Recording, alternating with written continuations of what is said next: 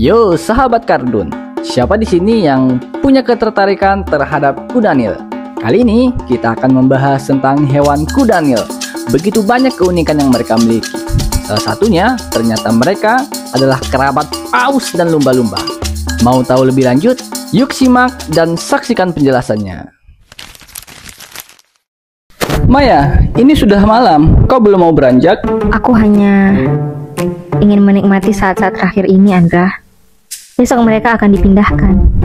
Kuda-nil ini, aku nggak tahu kapan aku bisa melihat mereka lagi. Berat rasanya memang, tapi ini demi kebaikan mereka, Maya. Habitat asli mereka terancam.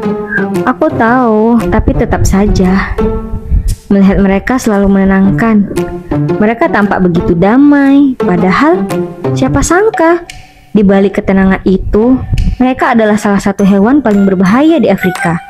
Aku selalu terkesima dengan dualisme itu.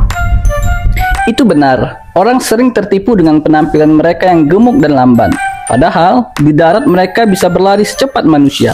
Dan di air, jangan tanya, mereka adalah perenang ulung, Maya. Mampu menahan napas hingga 5 menit, bahkan bisa tidur di bawah air. Sesekali muncul ke permukaan untuk bernapas tanpa perlu bangun. Ya, aku ingat saat pertama kali tahu fakta itu. Mereka juga menghabiskan sebagian besar waktunya di air untuk melindungi kulit sensitif mereka dari sengatan matahari. Kulit mereka tidak memiliki kelenjar keringat, Andra. Sebaliknya, mereka mengeluarkan cairan merah berminyak yang dulu sering dikira darah atau keringat darah. Padahal, itu seperti tabir surya alami dan antiseptik. Betapa cerdasnya alam menciptakan itu. Dan meskipun mereka terlihat seperti kerabat dekat dengan babi atau badak, secara genetik mereka lebih dekat dengan paus dan lumba-lumba. Membayangkan kuda Nil dan paus berbagi nenek moyang yang sama, itu selalu membuatku takjub. Itu adalah hal yang paling membuatku sedih, Andra. Mereka punya begitu banyak keunikan, begitu banyak hal yang bisa kita pelajari dari mereka. Tapi populasi mereka terus menurun. Aku takut keunikan-keunikan ini hanya akan jadi cerita di buku sejarah. Jangan bicara begitu, Maya. Inilah mengapa kita ada di sini, berjuang untuk mereka. Setiap cerita yang kita bagikan, setiap fakta unik yang kita jelaskan, itu adalah cara untuk menyadarkan orang akan pentingnya mereka.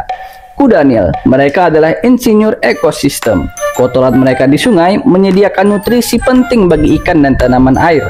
Tanpa mereka, keseimbangan di sini akan terganggu. Jadi, kau percaya bahwa mereka punya masa depan? Selama ada orang seperti kita yang peduli, Maya, selalu ada harapan.